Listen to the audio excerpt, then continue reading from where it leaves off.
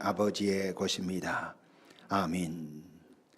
오늘 예배를 통해 하나님께서 우리에게 주시는 말씀 마가복음 2장 1절에서 12절까지 말씀입니다. 이 살아계신 하나님의 말씀을 김도성 형제가 낭독할 때 하나님의 음성을 들으시기 바랍니다. 수일 후에 예수께서 다시 가버나움에 들어가시니 집에 계시다는 소문이 들린지라. 많은 사람이 모여서 문 앞까지도 들어설 자리가 없게 되었는데 예수께서 그들에게 도를 말씀하시더니 사람들이 한 중풍병자를 네 사람에게 메어 가지고 예수께로 올세. 무리들 때문에 예수께 데려갈 수 없으므로 그 계신 곳에 지붕을 뜯어 구멍을 내고 중풍병자가 누운 상을 달아 내리니 예수께서 그들의 믿음을 보시고 중풍병자에게 이르시되 작은 자야 내 죄 사함을 받았느니라 하시니 어떤 서기관들이 거기 앉아서 마음에 생각하기를 이 사람이 어찌 이렇게 말하는가 신성모독이로다. 오직 하나님 한 분 외에는 누가 능히 죄를 사하겠느냐. 그들이 속으로 이렇게 생각하는 줄을 예수께서 곧 중심에 아시고 이르시되 어찌하여 이것을 마음에 생각하느냐.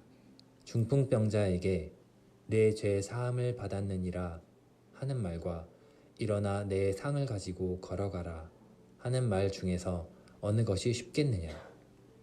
그러나 인자가 땅에서 죄를 사하는 권세가 있는 줄을 너희로 알게 하려 하노라 하시고 중풍병자에게 말씀하시되 내가 네게 이르노니 일어나 내 상을 가지고 집으로 가라 하시니 그가 일어나 곧 상을 가지고 모든 사람 앞에서 나가거늘 그들이 다 놀라 하나님께 영광을 돌리며 이르되 우리가 이런 일을 도무지 보지 못하였다 하더라. 아멘. 하나님의 말씀입니다. 하나님, 오늘도 이 말씀을 통해 우리들을 가르치소서. 매주 우리가 주님의 말씀을 들을 때마다 우리 안에 새겨지고 하여 우리 안에 점점 주님의 것들이 잘 스며들어가는, 그래서 우리가 보고 그리고 선택하고 행하는 그 모든 것들이 주님과 닮아지는 그런 삶이 되기를 간절히 바랍니다. 또 주 앞에 드리는 예물이 바로 그 사랑을 담은, 그래서 그 사랑이 필요한 모든 곳에 아름답고 선하고 귀하게 사용되도록 우리 모두 함께 그곳에 있게 하옵소서. 여러 모습으로 여러 상황을 들고 주 앞에 나아왔나이다. 우리 한 명 한 명 당신의 마음속으로 잘 들어가도록, 그리고 각자의 마음속으로 주님이 오시도록 잘 마음을 열고 주 앞에 겸손히 무릎 꿇게 하옵소서. 예수님의 이름으로 기도합니다. 아멘. 나병 환자도 그렇고 백부장도 그렇고 그 사건마다 그 나름의 특별함, 독특함이 있었습니다. 오늘 본문도 이 중풍병자의 이 사건도 이 사건이 가지고 있는 특별함이 있습니다. 분명히 이제 치유의 상황 사건인데 예수님은 그 치유 전에 그 중풍병자에게 죄 사함을 선언하십니다. 5절입니다. 예수께서 그들의 믿음을 보시고 중풍병자에게 이르시되 작은 자야 네가 죄 사함을 받았느니라 라고 말씀하십니다. 죄 사함을 선언하셨다는 것은 무엇을 의미할까요?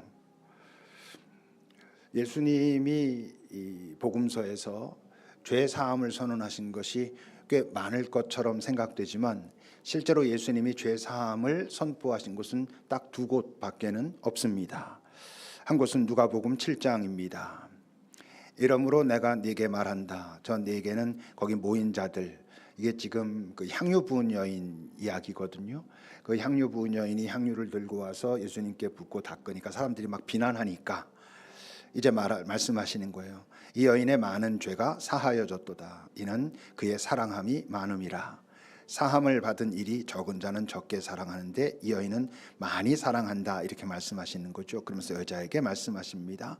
내 죄 사함을 받았다라고. 근데 지금 이 죄 사함의 선언은 지금 그의 모습의 그 현장에서 이제 네가 죄 사함을 받았다라고 말씀하시는 게 아니죠.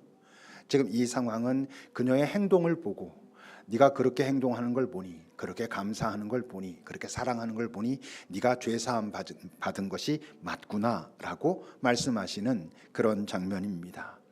그런데 이제 오늘 장면은 치유의 과정에서 네가 죄사함을 받았다라고 먼저 말씀하시는 거예요. 이런 사건으로는 많은 치유가 있지만 치유의 현장에서 죄사함을 선언하신 것은 이 사건이 유일합니다. 그럼 무슨 뜻일까요? 예수님께서 판단하실 때 지금 그 중풍병자가 가지고 있는 그 병은 그의 그 죄의 결과라고 생각하시기 때문일까? 그가 나쁜 죄를 지었기 때문에 하나님께서 벌하셔서 문제가 생겨서 그래서 그런 병을 가졌다는 말씀일까? 그렇지는 않을 겁니다. 만약 그렇다면 이 세상에는 정말 중풍병자들로 가득해야 되고, 사실 그거는 이 땅에서 그 중풍병을 앓고 있는 분들에 대한 매우 무례한 것이고 모독이 될 수 있는 일이지요. 그러니 예수께서 지금 그 사람에게, 그 병을 가지고 있는 자에게 치유에 앞서 지금 내가 죄사함을 받았다라고 선언하신다는 것은 그의 지금 죄가, 그의 병이 그 죄에 눌린 그의 마음, 그걸 우리가 보통 죄책감이라고 하죠. 그 죄책감과 깊은 관계가 있다는 것을 예수께서 통찰하셨기 때문에 그에게 먼저 네가 죄로부터 사함을 받았다라고 선언하고 계시는 것입니다. 죄책감은 분명히 부정적인 감정입니다. 죄책감은 막 기쁘고 좋은 감정이 아니잖아요. 그건 분명히 두려움과 다 있는 감정입니다. 근데 죄책감이 부정적인 감정인 게 맞는데, 만약 그래서 우리 사람들에게 그 죄책감이 없다면 어떻게 될까요? 죄책감이 없다면, 아니면 죄책감이 흐리다면 이란 뜻은 죄에 대하여 무디다면 이런 뜻이잖아요.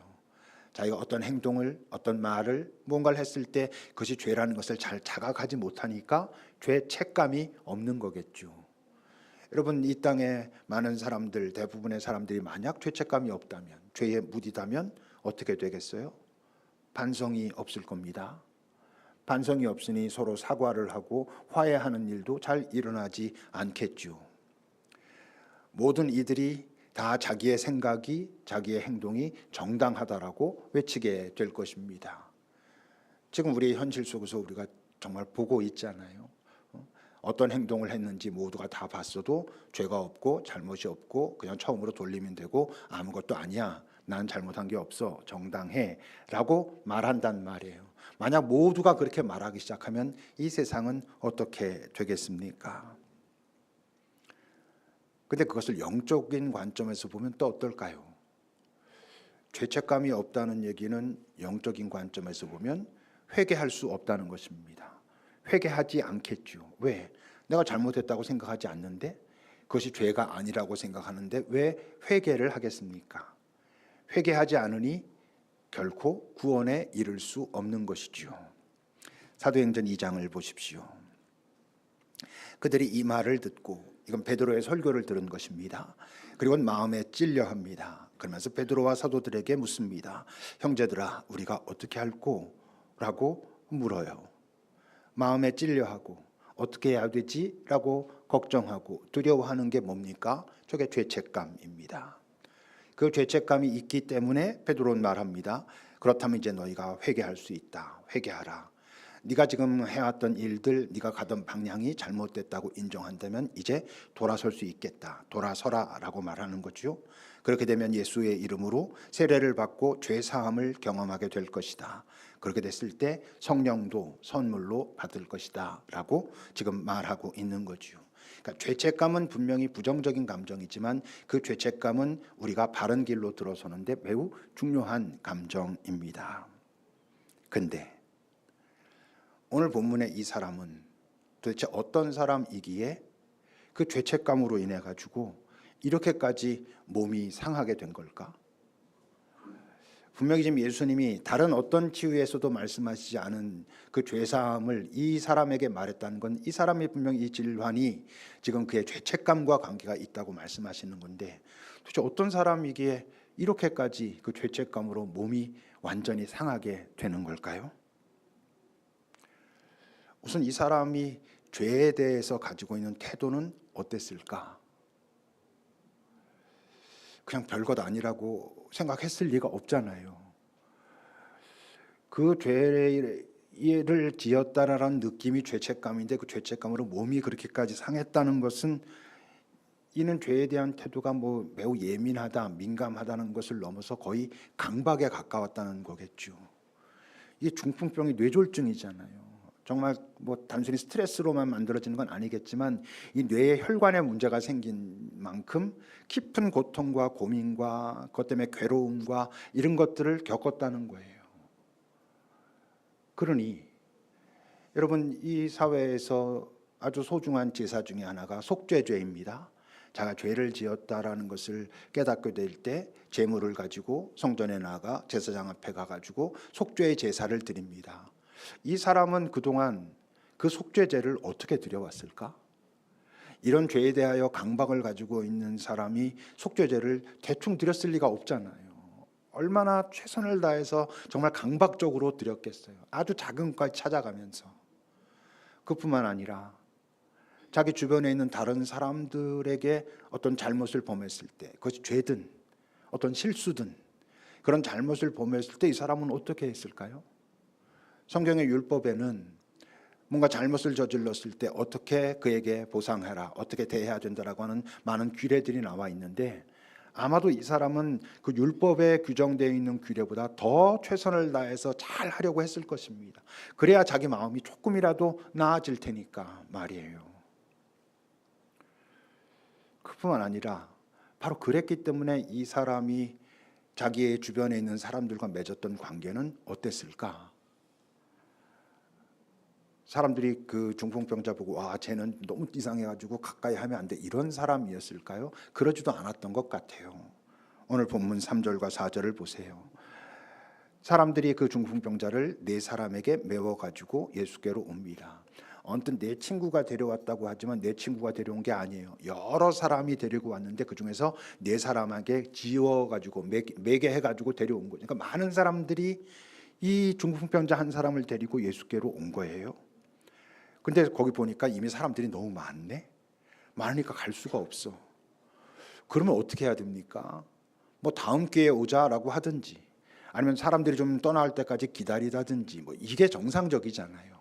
근데 지금 어떻게 했다는 거냐면 사람들이 많아서 안 되니까 뒤로 돌아 위로 올라가 가지고 그 지붕을 뜯어냈다는 거예요. 자기네 집도 아닌데. 그 지붕이 물론 콘크리트 지붕 이런 건 아니죠. 이렇게 얼기설기 만들어 놨던 그런 지붕일 겁니다. 근데 그걸 뜯어내고 사람들이 예수님 앞으로 그 중풍병자를 내립니다. 이건 단순히 그를 불쌍히 여겨가지고 이 사람이 이것 때문에 되게 힘든데 안 됐다, 우리 예수님 고치기도 하고 그러는 분이랑 데려가자 정도가 아니잖아요. 정말 깊은 애정이 담긴 정말 간절함이 있는 그야말로 파격적인 행동을 지금 하고 있는 거죠. 이랬다는 건 지금 이 사람이 주변에 있는 사람들과의 관계도 꽤 잘 맺었던, 왜냐하면 그들에게 실수하지 않으려고 하고 실수를 하면 최선을 다해서 갚으려고 하고 그랬다는 것이니까 말이에요. 그렇다면 이 사람은 그 시대, 그 사회, 그 질서에서 보면 죄인이 아닌 거거든요. 이 시대의 죄인이란 죄를 지은 사람을 말하는 게 아니고 자기가 죄를 지었을 때 그 죄를 해결할 수 없는 사람들을 죄인이라고 했었거든요. 근데 이 사람은 자기가 죄를 지으면 하나님 앞에서 그 자기네들의 신앙, 종교적으로도 그 앞에 나가서 속죄의 죄를 최선을 다해서 드리고 사람들에게 무슨 잘못을 해도 정말 최선을 다해서 그 이상으로 갚아가고 사람들과의 관계도 잘 맺어가니까 그는 주변에 있는 사람들이 볼 때는 죄인이라고 말할 수 없는 사람이란 말이에요. 하나님 앞에서 그야말로 의로운 사람인 거죠.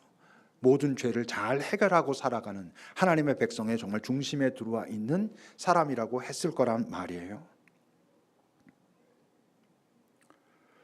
그럼 도대체 그럼에도 불구하고 이 사람이 이렇게 괴로워했다는 건, 이렇게 고통받았다는 건, 그래서 그렇게 몸에 이상이 생길 만큼 그렇게 됐다는 건 뭘 의미할까? 그건 지금 이 중풍병자가 가져왔던 그 죄책감의 이유가, 죄책감의 원인이 죄가 아니라는 거예요. 죄의 행위, 죄의 행위가 아니라는 거예요. 왜? 죄의 행위는 그 시대엔 너무나도 당연하게 하나님 앞에 속죄제를 드리고 사람들한테 갚을 게 있으면 최선을 다해서 갚으면 해결되는 거였어요. 그러니까 그것은 해결된 거예요. 그러니까 그것 때문에 이렇게 괴롭고 아프고 어려울 그런 문제가 아닌 건 거죠. 그러면 죄의 행위가 아니라면 뭐? 자기 안에 있는 그 죄성, 죄의 본성.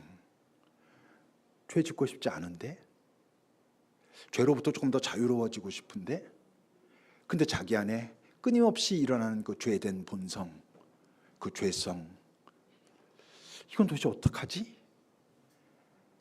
죄의 행동은 해결해 왔거든요. 근데 이 죄의 본성은 아무리 애쓰고 노력해도 자기가 해결할 수가 없는 거예요. 이제 좀 죄를 덜 질 수 있으려나 막 이랬는데 또 자기의 죄의 본성이 자기를 이끌고 어느 순간 보면 또 죄를 저질렀고 최선을 다해서 갚고 자 이젠 됐겠지. 그런데 또 올라오고 하는 그의 그 죄의 본성. 죄를 아무렇게나 저지르고 그래서가 아니라 정말 저지르고 싶지 않은데 지으면 잘 해결하고 싶은데 그래 왔는데 그런데도 끝나지 않는 자기 안에 이 죄된 본성, 이 죄성, 그것이 이 사람을 이토록 힘들고 아프고 괴롭고 고통스럽게 강박처럼, 원래 그런 사람이니까 그걸 발견하는 순간 어찌할 바를 모르고 있는 것이지요. 그럼 이 사람의 이 죄책감, 이건 나쁜 건가요? 야, 너 그렇게까지 할 필요는 없어, 이렇게 말해야 될 건가? 사실 이 죄책감, 이 사람이 경험하고 있는 이 죄책감은 굉장히 귀한 거잖아요. 보통 사람들은 자기의 죄의 행위조차도 큰 죄책감이 없는데 뭐 내가 이럴 수밖에 없는 이유가 있었어, 여러 변명이 있고 사실은 제가 더 잘못했어라고 말하고 싶고 다 그런 사람들이 많은데, 적어도 자기가 죄를 지었다는 거 인정해도 하나님 앞에 나가서 속죄의 제를 드리고 또 사람들에게 가서 해결하면 자 이제 난 괜찮아졌어 이러는데, 근데 이 사람은 그럼에도 불구하고 자기 안에 그 없어지지 않는 죄성 때문에 그렇게 고민하고 고통스러워하고 있는 이 죄책감은 귀한 거잖아요. 죄를 넘어 자기의 죄성을 자각하기 때문에 갖게 되는 마음이니까. 그렇다면 이 사람의 문제는 뭘까? 그 죄책감에 문제가 있는 것이 아니고 그 죄책감을 해결하는 방식에 문제가 있었죠. 어떤? 아까도 얘기한 것처럼 자기가 지은 죄는 그 나름대로 틀 속에서 해결해 왔거든. 근데 이 죄성은 해결이 안 돼.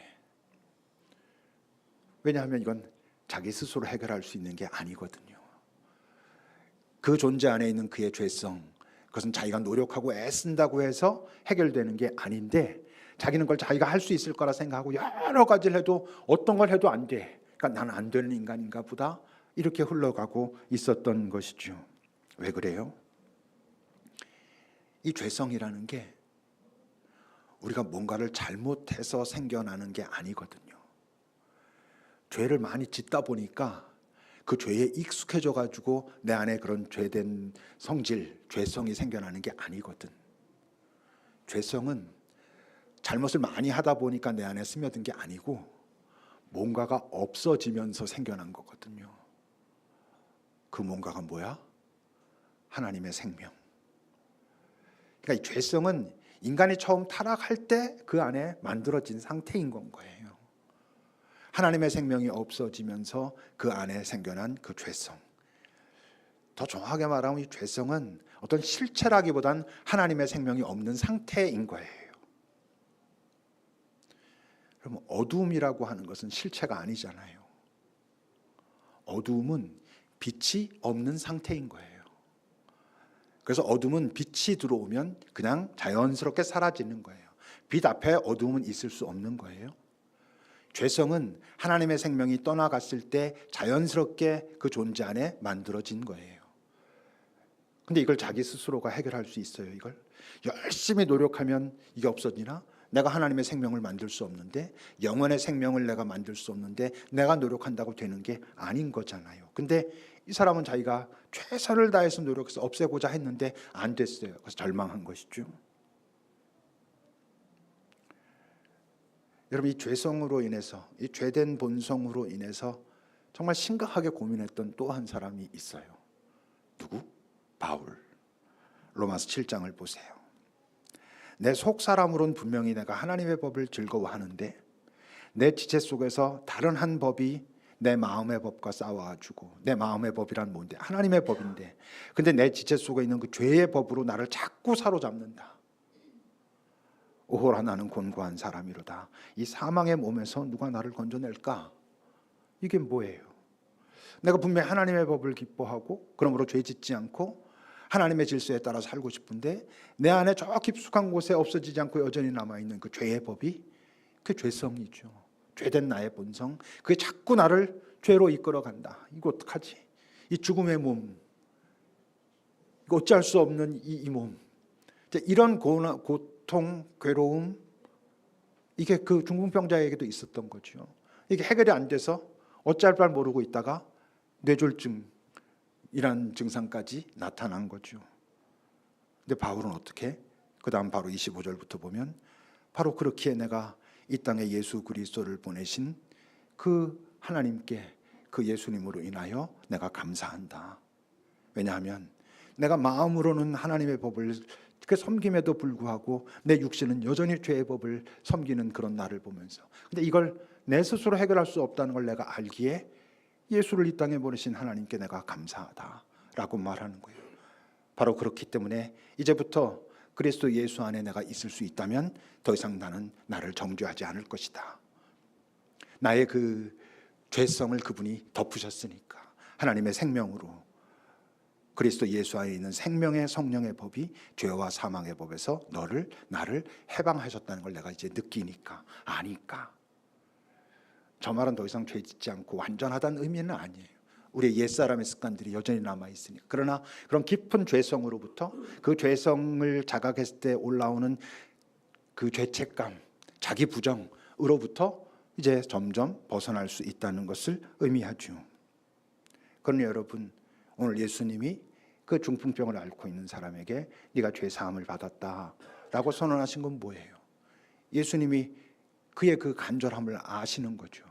그의 그 절박함을 아시는 거죠. 그게 고통스러움, 정말 그러지고 싶지 않은데 자기 힘으로는 해결되지 않아서 어찌할 바 모르고 있는 그의 안타까움을 보셨으니까, 그리고 또 그의 그런 안타까움을 옆에서 같이 아파해주고 있는 그 친구들을 보셨으니까 그들에게 응답하신 거죠.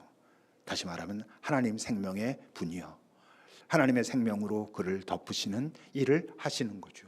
그럴 수 있는 권세가 당신에게 있다는 것을 보이시기 위해서 표적을 행하신 거죠. 근데 문제는 이제 우린 적어도 이 부분에 있어서는 절대적으로 예수님이 가지신 그 죄사함의 권세가 없잖아요. 어떤 능력도 우리에겐 없잖아요.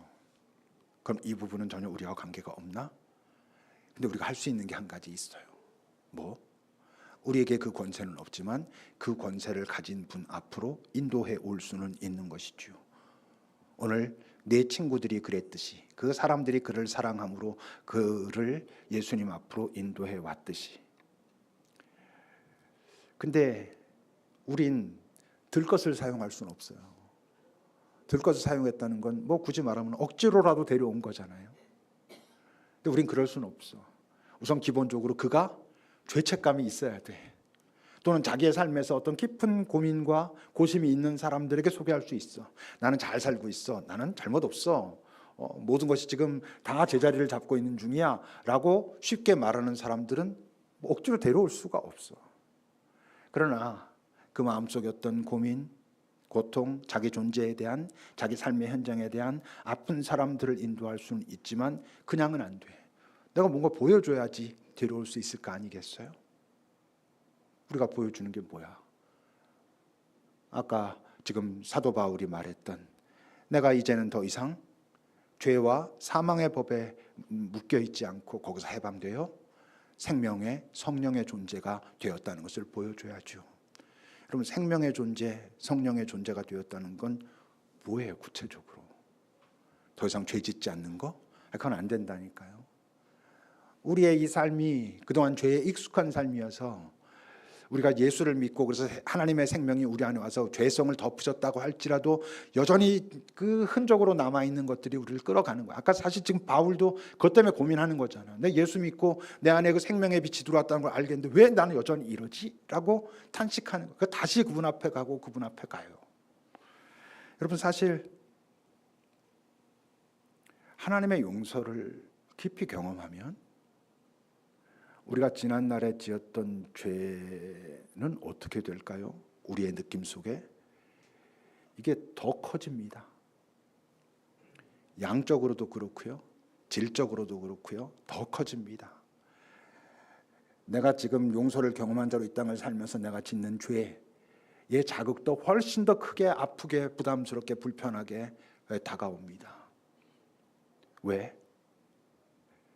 그분의 용서를 체험했다는 건 내 안에 이제 안도감이 생겼다는 거잖아요. 아, 그분이 나를 구원하시는구나. 이런 존재임에도 불구하고 또 여전히 이런 흔적이 남아있음에도 불구하고 나를 버리시지 않겠구나라고는 안도감이잖아요. 여러분, 안도감이 있어야 제대로 보이거든요. 옛날엔 그 죄를 인정하면 내가 망할 것 같아. 죄를 지었다고 말하면 사람들의 비난 가운데 어떻게 될 것 같아. 난 외면했어, 축소했어, 그건 모른 척했어, 이랬었는데 괜찮아, 이제 내가 너를 다 품었다 라는 경험을 하게 되면 다 보여. 그러니까 이전보다 이게 더 커져, 더 아파. 단 죄책감이 커지진 않아요. 우리 안에 그럴수록 커지는 건 죄책감이 아니라 감사가 커지는 거예요. 사랑이 커지는 거예요. 아, 이런 나는 다 아니라고 그러고 나는 다 알지도 못했던 이런 나를 사랑해서 나에게 다가오셔서 나를 용서하시고 당신의 사람으로 만드셨구나라고 하는 감사, 이런 게 있는 거예요. 그래서 죄의 책감이 아니라 죄에 대한 의식, 자각이 예민해지는 거죠. 부담스럽고 힘들어서가 아니라 어떤 설렘으로 내가 조금 더 하나님의 백성답게 살고 싶다고 하는 그런 마음, 그것이 우리로 하여금 예수님의 새 계명을 살게 하는 거예요. 하나님을 더 잘 사랑하고 이웃을 사랑하고 나가서 먼저 사랑하고 하는 작업을 하도록 하게 하시는 거죠. 그리고 잊지 말아야 될 또 하나, 하나님의 용서를 경험한, 다른 말로 하면 하나님의 생명이 다시 내 안에 들어오면, 하나님의 구원을 경험했다면 그 다음에 생기는 게 또 하나 있어요. 제2의 죄책감.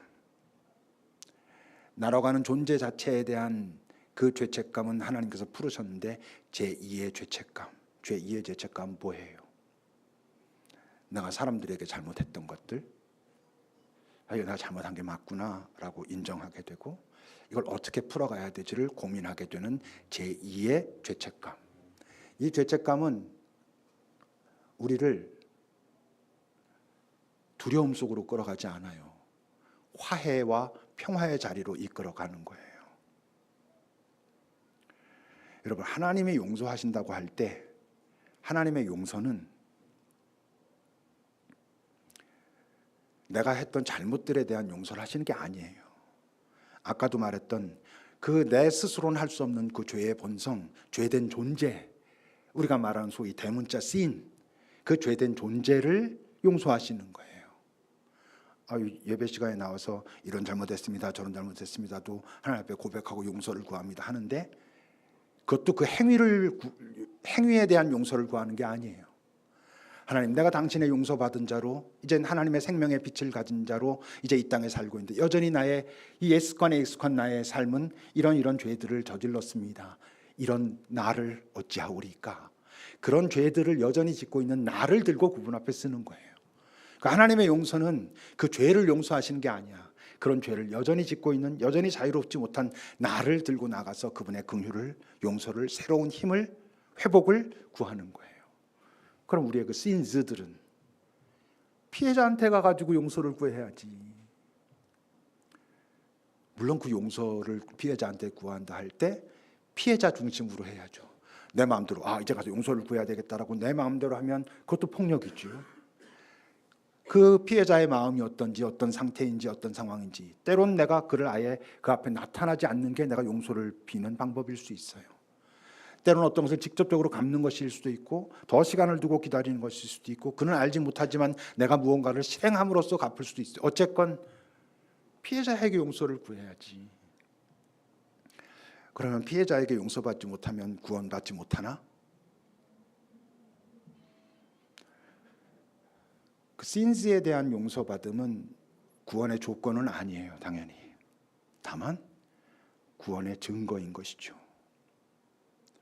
그걸 하지 않으면 용서받지 못하는 게 아니고 구원받지 못하는 게 아니고 그것을 하는 것이 하나님께로부터 용서받았다는 증거라고요. 그러니까 그걸 하지 않는 건 자기는 어떻게 자기 심정적으로 감정적으로 느끼고 있는지 몰라도 하나님의 구원을 받지 못했다라고 하는 걸 보여주는 거예요. 이 땅에 기독교가 욕먹는 게 그거잖아요. 누구한테 잘못해놓고 회개는 하나님 앞에 가가지고 해가지고 하나님이 용서하셨대, 나 이제 구원받았어. 그 더 글로리 같은 영화 같은 데도 보면 뭐 그런 영화 나오면 꼭 교회 나오고 목사 나오고 목사 자식 나오잖아요. 그 사람이 그 피해자가 그 학폭 피해자가 진짜 복수하겠다고 진짜 그렇게 와서도 그 사람은 마지막까지 어떻게 말해요? 네가 잘못했다고 진심으로 용서를 빌면 내가 여기서 멈출게 그래요. 멈추지 않아요. 그 목사 딸은 어떻게 해요? 넌 지옥 갈 거야. 난 천국 가. 왜? 나 하나님 앞에 용서 구하고 난 용서받았거든. 그러니까 난 천국 가고 넌 지옥 갈 거야. 그러겠어요? 아니에요. 그가 자기 심정적으로는 어떻게 생각할지 몰라. 그러나 그는 하나님의 용서받은 자가 아니에요. 뭘 보면 알 수 있어? 피해자에게 용서를 구하지 않기 때문에 그래요. 아까 그 향유 부은 여인이 어땠어요? 예수님이 뭐라 말씀하셨어요? 네가 이렇게 감사와 사랑이 있는 걸 보니 용서받은 게 맞구나. 죄 사함 받은 게 맞구나 라고 말씀하셨잖아요. 우리도 다 마찬가지예요.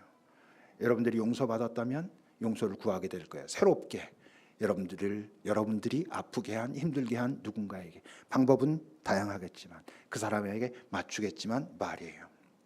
여러분, 죄책감은 부정적인 거지만 훼손된 우리에게는 필요한 감정이에요. 다만 그 죄책감이 나를 상하게 하는 것이 아니고 그 죄책감을 들고 그분 앞에 나아가 내가 다 해결할 수 없는 이것을 어찌하시렵니까? 라고 하는 것. 그랬을 때 그가 덮어주시는 생명의 빛, 그래서 생겨난 새로운 에너지, 서로 사랑, 제2의 죄책감. 그걸 살아갈 때 우리 주변에 있는 사람들이 우리에게 이런 자유를 갖게 한 그분의 권세에 관심을 갖게 될 거예요. 잠시 주님 앞에 머물러 봅시다. 여러분들은 주님과 어떤 관계를 맺고 계신지요? 여전히 그분이 두렵고 불편하고 하십니까? 그렇다면 뭔가 이상하잖아요. 구원받은 게 확실합니까? 그렇다면 여러분들은 여러분들 주변에 여러분들이 그동안 해왔던 의도적이건 비의도적이건 해왔던 많은 것들이 새롭게 떠오를 거고 이걸 내가 어떻게 잘 주님의 마음을 품고 갚아가지? 라고 하는 고민을 하고 있을 거예요. 잠시 주 앞에 머물러 봅시다.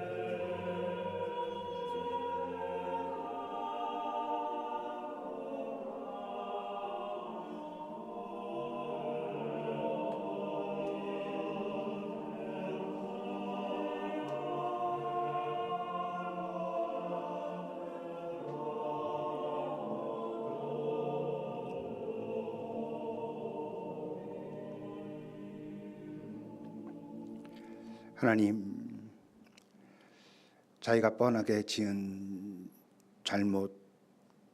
죄조차도 잘못한 것이 없다고 외치는 그런 세상에 우리가 살고 있습니다. 주님, 우리가 주님 앞에 나아가 우리의 죄를 용서받았다는 건 그동안 내가 지었던 죄들이 더 분명해진다는 의미라는 걸, 그래서 더 아프게 된다는 걸, 그리고는 더 감사하게 되고 더 사랑하게 된다는 걸, 그랬기에 내 죄의 그 대상들에겐 더 깊은 사랑과 미안한 마음을 가지고 다가서게 된다는 걸, 우리가 그러고 있는가 확인해야 된다는 것, 그저 예수 믿으면 천국 가가 다가 아니라는 것을 기억하고 이 땅을 살게 하소서. 우리가 죄에 눌리진 않지만 죄에 예민할 수 있도록, 그리고 더 나아가 새 계명을 우리에게 주신 주님의 그 마음을 품고 사랑하고 시도하는 자들로 나아갈 수 있도록 우리를 지키고 인도하옵소서. 예수님의 이름으로 기도합니다. 아멘. 찬송하시겠습니다.